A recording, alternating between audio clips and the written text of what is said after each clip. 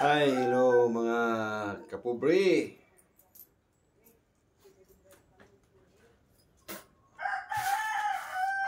Ang buhay natin ngayon, naglilipit tayo sa kalat.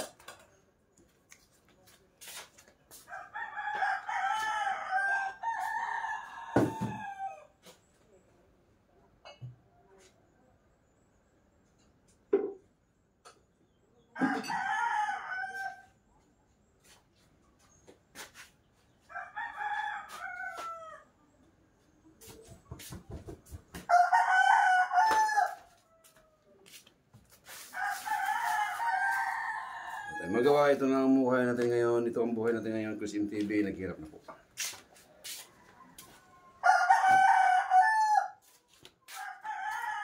Balik tanaw sa mga nakaraang panahon.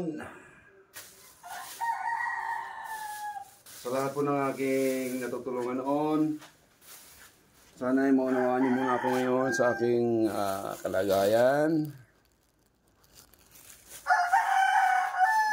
Huwag kayong magalala.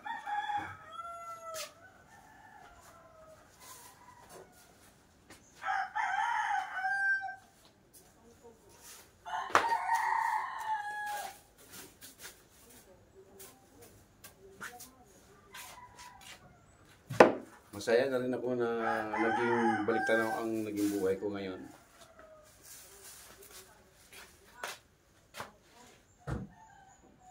Dahil hindi ko pa nakakalimutan ang buhay kong mahirap. At narinig ko pa rin ang mga nagdaan kong mga panahon kung saan sobrang hirap ang buhay namin noon.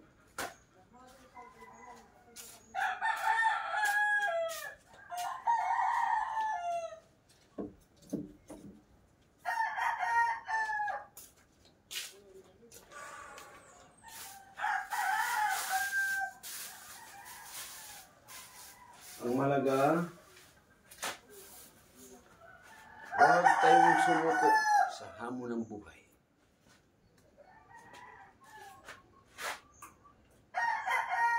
Dahil ang Diyos ang may alam ng lahat ng mga mangyayari sa maging buhay natin. Meron ng sa pagsisikap mo, gumanda ang buhay mo. Hindi naman kagandahan, basta gumanda lang. Pero may panahon din na magbabago din yan. Basta tuloy lang kasi yan ay part ng buhay natin. Bilang isang buhay na buhay.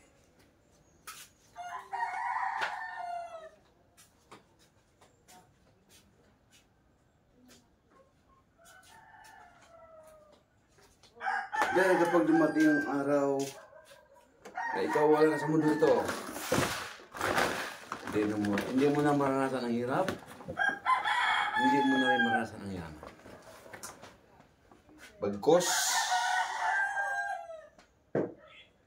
tahimik ang buhay mo. Wala ka nang maranasan ang hirap, wala ka nang maranasan ang kayamanan, wala ka nang maranasan sakit. Pag tayo'y kinuha ng kung may kapal. Yumaman ka man ngayon, bumabalik ka sa hirap, okay lang yun. Dahil isa po yan sa part ng buhay ng tao. Habang ikay nabubuhay, hindi mo alam kung hanggang saan at kung ano ang magiging kapalaran. Maraming mayaman na bumabalik sa kahirapan dahil yun ang palad. Yun ang palad sa mga taong lumalaban ng parehas.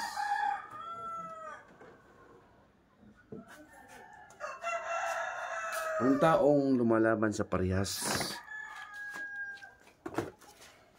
naglalaro ang kanyang buhay. Naglalaro ang kanyang maging kapalaran. Pero masaya. Hindi ka tulad ng iba na ikaw, pag bunga ka ng hindi maganda sa kapwa mo,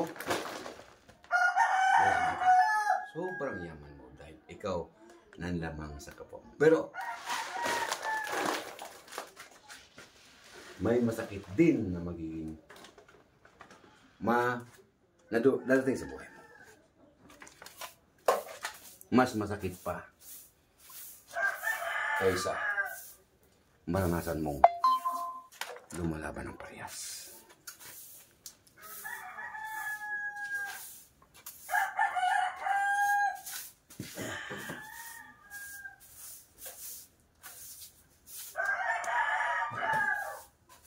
Ang taong lumalaban sa parehas, yan ay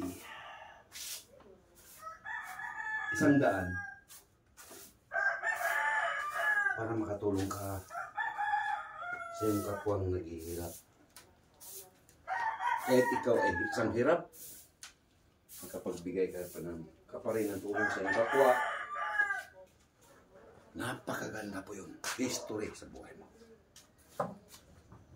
Pag nawala ka sa mundo ito, naging history yun sa buhay mo. Na hindi mawala-walang history. Dahil mapagmanamanahin yun sa sunod na mga henerasyon. Na ikaw ay may dakilang puso sa pagmamahal sa iyong kapwa.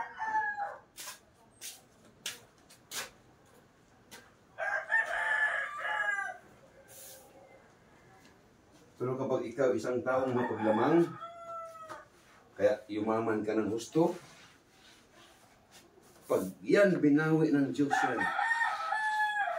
mas masahol pa ang maranasan kaysa naranasan ng mga taong nabubuhay ng tapat sa kanyang sarili.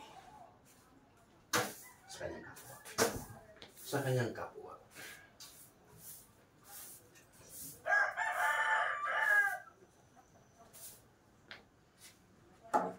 Dahil ang buhay natin ay isang hiram lang na kailanman hindi na may balik pa kapag ikay nawala sa mundo. Kaya ang maganda, lumaban ng parehas, magmahal sa kapwa, tumulong kung mayroon ka, kahit maliit na bagay. Pagkat ikay nawala sa mundo, naiiwan at naiiwan sa mga susunod na mga kabataan na bagong sibol sa mundo ito.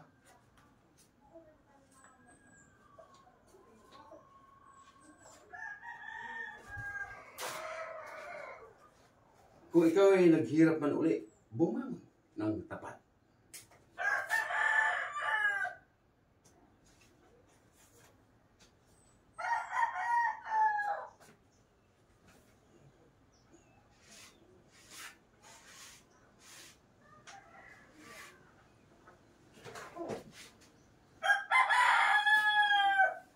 Dahil nga ang humahawak sa ating buhay at humahawak sa ating kapalaran ay ang Panginoon. Hindi natin pwedeng saklawin ang kanyang kagustuhan. Ang kanyang kagustuhan sa magiging iyong kapalaran.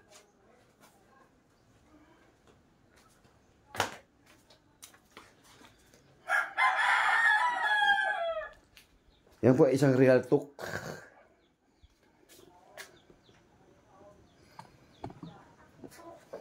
At maaaring mapagdadaanan ng lahat.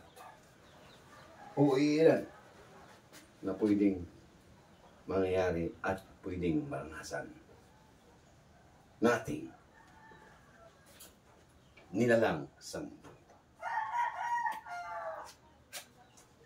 Basta malaga ang lumaban ng parehas.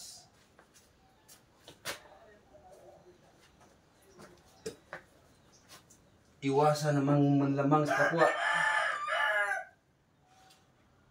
Dahil yun ang hindi talaga matanggap-tanggap.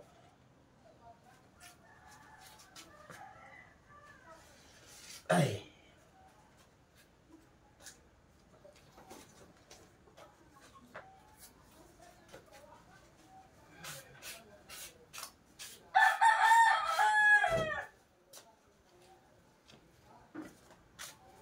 Yung tae po ng aso. Tae ng aking alagang aso. kalat.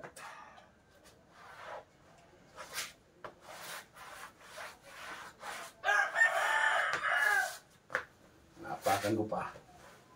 Mas lalong nagkalat.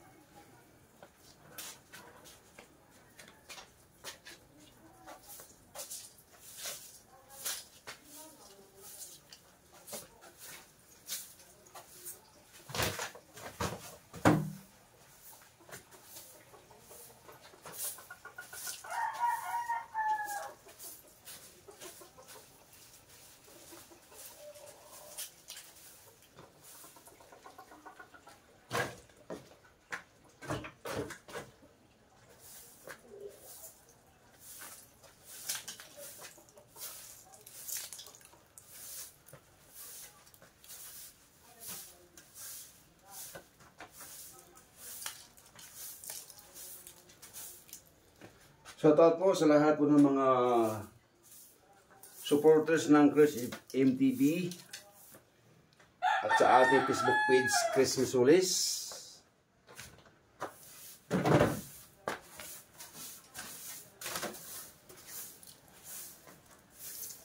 Marami pong salamat sa inyong walang sawang pagbibigay suporta sa akin at sa Chris MTV. Naway samahan niyo ko na makatulong pa po tayo sa ating mga kapwang mahirap. Hindi lang po sila, maging sa aking mga followers ay matutulungan ko rin pagdating ng araw.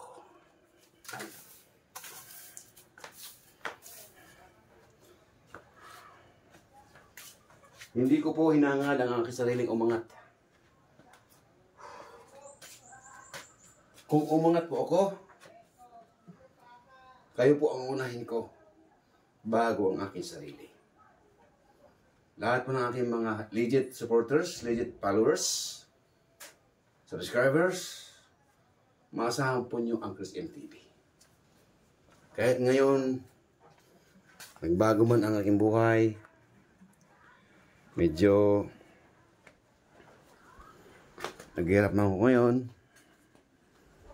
Hindi ito noon na medyo maginaginawa ko. Nakapagbigay ko sa kapwa natin. Ngayon medyo hindi na tayo nakapagbigay sa kapwa natin dahil medyo wala na tayong kita. Pero asahan po nyo balang araw. Number one pa rin kayo na aking tutulungan bago ang lahat. Bago ang aking sarili, ang aking mga followers muna at mga taong nangailangan ng tulong. Ang aking tulungan.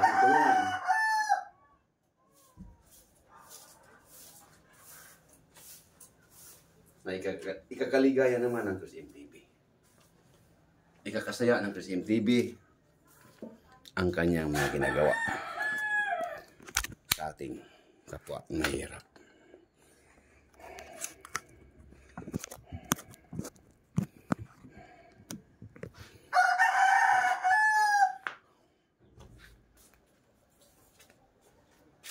Shoutout po sa lahat po ng mga legit vloggers.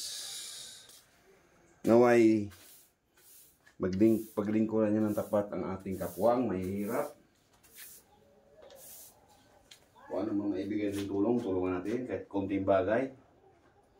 Malaki na po yan para sa ating puso at para sa totoong pagkatao natin.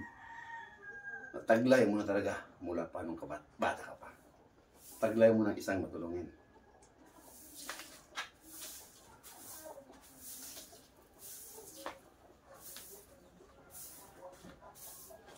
Ang Chris TV po ay lingkod nyo ay isang may malambot tayong puso.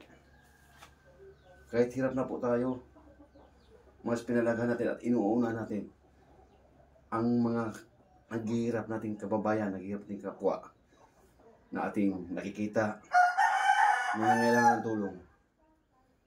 Ginawa natin noon yan kahit wala na ako. Inuuna ko sila. Yung sweldo ko sa bilang isang driver, family driver, hinahati ko. Dahil sa hindi ko mabibigla na may bigay, mabagal ang pagbibigay ko ng tulong kasi hindi ko nabibigla eh. Pagdating ng kinsinas, binibili ko yung kalahati sa sweldo ko ng kinsinas ng bigas at yung kalahati naman allowance. Allowance ko araw-araw. Sa sunod, sweldo ko naman katapusan, doon ko na siya ipamahagi sa pagbibigay tulong. Kasi para bigla at marami-rami yung maiipon kong bigas. Ganun po. Katapusan, ganun din po ang ginagawa natin. Kaya natin yung sweldo ko katapusan, binibili ko ng bigas. Pagdating ng 15, doon ako nang mamahagi kasi yung sweldo ko ng 15, hatiin ko. Yung sweldo ng katapusan, hatiin ko para sa kapwa nating mahihirap. Yung kalahati allowance ko araw-araw.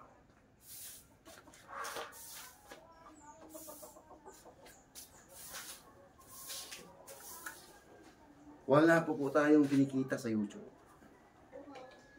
Ang dollar po natin sa YouTube ngayon nasa 62.55. Kung sa awa ng Diyos, nang dahil sa inyong pag-like, dahil sa inyong pag-share, dahil sa inyong pag-watching, at pag-subscribe sa ating YouTube channel, malalampasan na po natin yung unang nating sweldo. Ano na po, kunting-kunti na lang para aabot na po sa $100.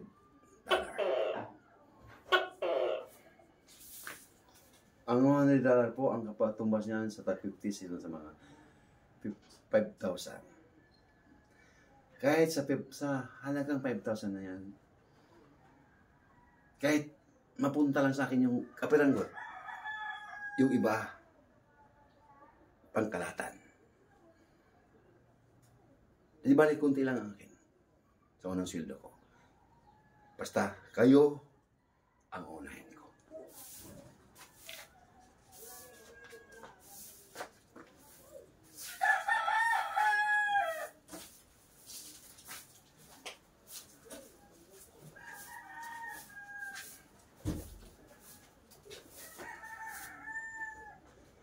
Ayun po, shout out po sa lahat ng aking mga followers, subscriber at mga legit vloggers. Shout out sa inyo lahat. Naway, tuloy-tuloy po tayo. Masasayahan mo kayo sa aking mga video o hindi, sige lang po. May mga kanya-kanya po tayo plano. Kung hindi kayo masayahan sa video ko, okay lang po yun. Wala problema. Pero tuloy-tuloy pa rin po kayo minahal ng Chris TV. Kaya lang, maraming po salamat sa inyo lahat. Sa inyong walang sawang pagbibigay suporta sa Chris TV, nawa pagpapalain tayo ng lahat ng poong may kapal. God bless. I love you all. Thank you so much. Bye-bye.